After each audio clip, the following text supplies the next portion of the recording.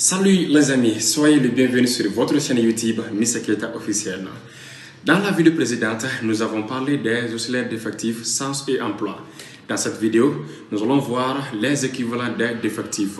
Sans plus tarder, nous allons décortiquer ensemble. Mais avant bien ça, je vous invite à vous abonner à ma chaîne YouTube Mr Keita officiel et activer la cloche de notification pour les prochaines vidéos. Alors, c'est parti. Équivalent des défectifs.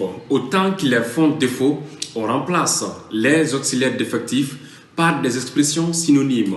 À savoir, can est remplacé par to be able to. Can est remplacé par to be able to. May, qui exprime la permission, est remplacé par to be allowed or to be permitted to. May, qui exprime la permission, est remplacé par to be allowed or to be permitted to. Must, qui exprime obligation, est remplacé par to have to or to be obliged to.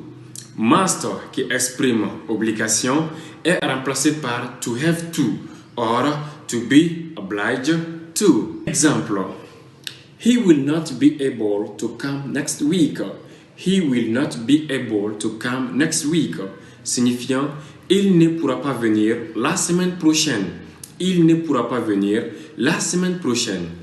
N'oublie pas, dans cette phrase, on pouvait utiliser l'auxiliaire défectif cannot, mais on a dû garder son synonyme qui est to be able to. Donc, c'est un peu ça. Deuxième exemple. He will not be allowed to leave before 10. He will not be allowed to leave before 10. Ce qui signifie, il ne pourra pas partir avant 10 heures. Il ne pourra pas partir avant 10 heures. Dans cette phrase aussi, on pouvait utiliser may not, mais on a dû garder son synonyme qui est to be allowed to. Donc, c'est un peu ça aussi. Troisième exemple, I had to leave early. I had to leave early. Donc, ce qui signifie, je dis partir tôt. Je dis partir tôt. Dans cette phrase, on pouvait utiliser l'expression must, mais on a dû garder son synonyme qui est to have to. Donc, to have to exprime la même chose que must, raison pour laquelle on a gardé to have to.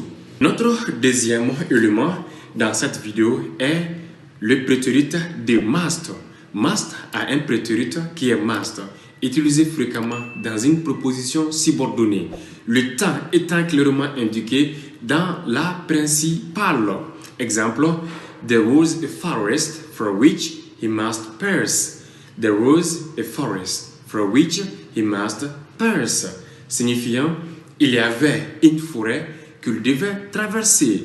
Il y avait une forêt qu'il devait traverser. Le troisième élément dans cette vidéo est to need et to dare.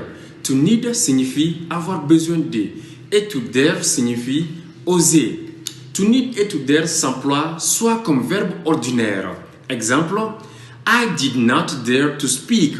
I did not dare to speak. Signifiant, je n'osais pas parler. Je n'osais pas parler. Deuxième exemple, do you need to work? Do you need to work? Signifiant, avez-vous besoin de travailler? Avez-vous besoin de travailler? Alors, to need et to dare s'emploient soit comme auxiliaire défectif, avec toutes les particularités des auxiliaires défectifs. Exemple, he did not open his mouth. He did not open his mouth. Signifiant, il n'osa pas ouvrir la bouche. Il n'osa pas ouvrir la bouche. Deuxième exemple, need he go? Need he go? Signifiant, a-t-il besoin d'y aller? A-t-il besoin d'y aller? Ce qui veut dire, need he go?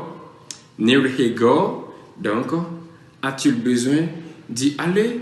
Les amis, c'est la fin de cette vidéo. N'hésitez pas, si la vidéo vous a plu, veuillez vous abonner à ma chaîne YouTube Mr Keita officiel et activer la cloche de notification pour des prochaines vidéos. Together we can. Big up.